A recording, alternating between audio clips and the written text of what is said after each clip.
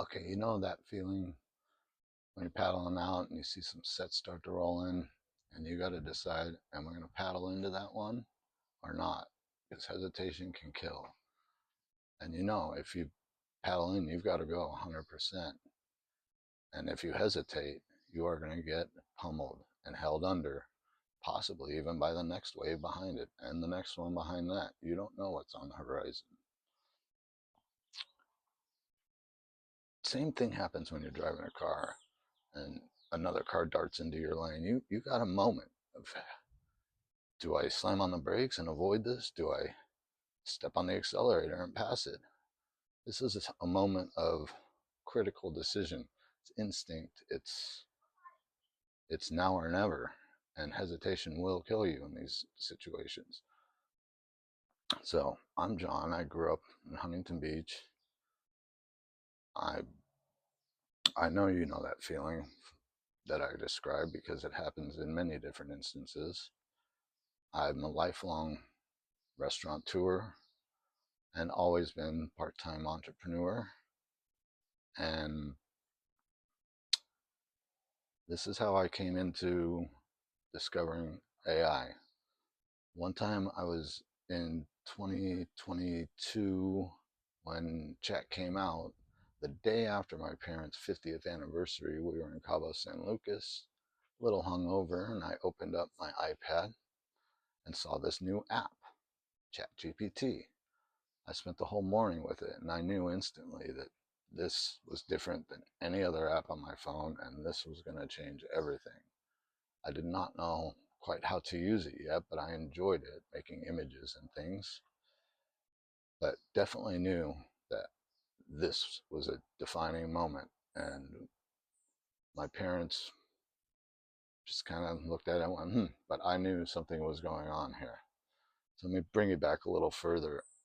Like I said, I've been a bartender most of my life, but I've had other jobs. I've full-time salesperson for Sunrun Solar, still bartending on the weekends. There was 12 years where I ran one restaurant and that was my only job, but I was also a complete alcoholic. And barely those 12 years feel like one long summer in my eyes because I was just not really mentally there. So in 2017, being a non-tech guy, I see a kid at the Dodger Stadium playing with his phone, and he walked straight into a car, and I laughed. And then he kept staring at his phone, and he walked straight into another parked car, and I laughed again in the parking lot. I asked the kid, "What are you playing? What are you doing with your phone?" And he shows me Pokemon Go, and it gives me an idea for an app.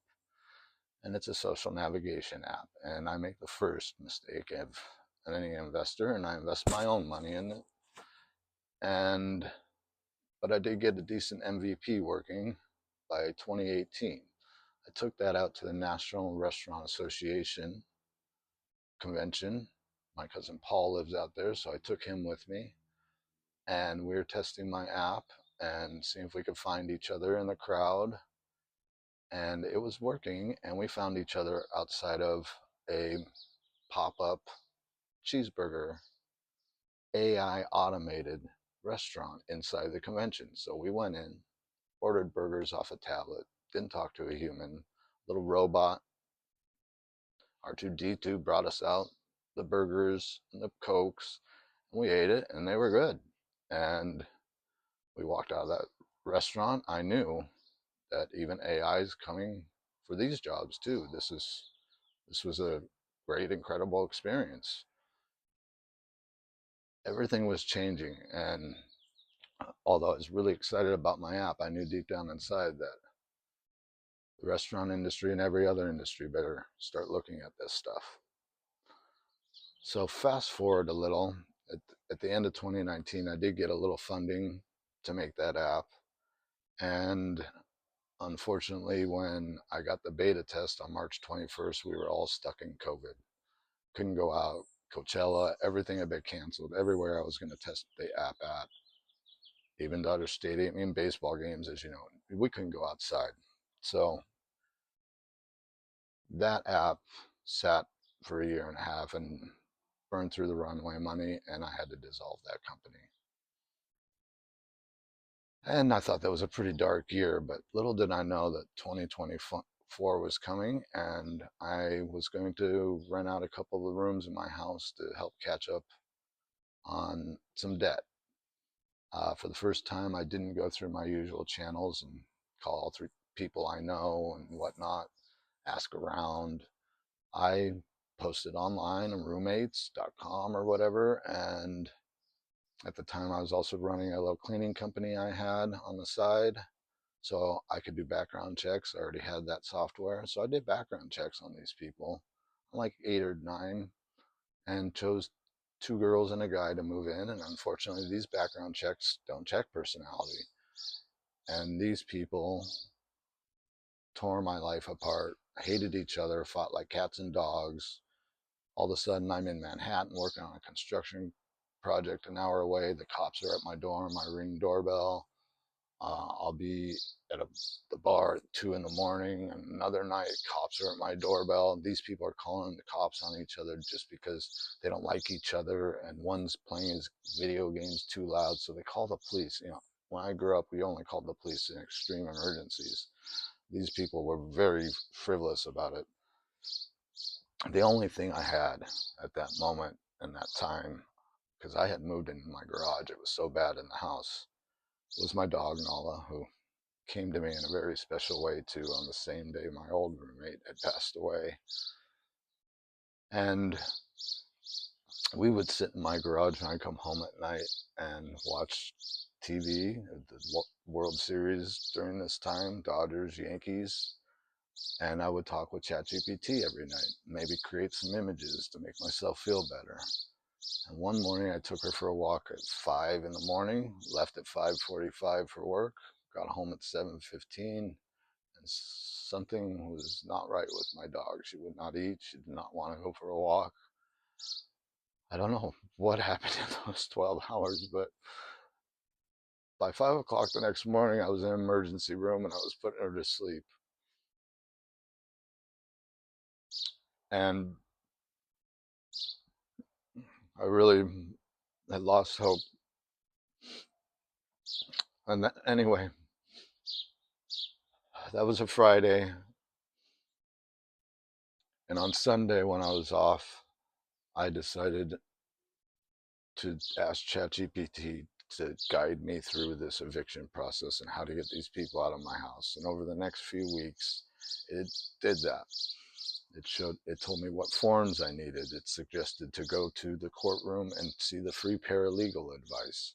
And so over the next 4 months or so, almost 5, every Friday I was at the courthouse, and eventually, one by one, I evicted each roommate and started 2025 out on a better foot. Thank God. And could maybe catch up on some debt. Got a couple decent roommates the old fashioned way through people I knew.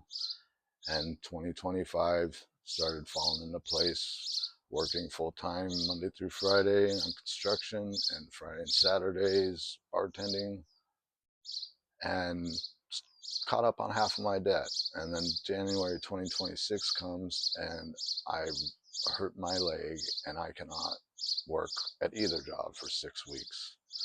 This prompts me to look into AI a little bit more, and I learned about it, HITL, human in the loop. And I thought, oh, so I started going down that road and started getting a little optimistic again for the first time in 4 or 5 years, and took some classes on Udemy, and I'm now learning how to use Claude. I thought I would get in through the cybersecurity route with HITL, but really got really deep into the engineering and built an eviction agent to help me if this ever happens again or anybody else. And I'm building my second agent now. Now, where we are is we're in the third wave of a set of maybe 6 AI waves. And this is time to get off the beach and paddle out, start learning, and get in position to take off so you can ride this next wave. I'm John. I'm the late adopter. Hope to see you on the next one.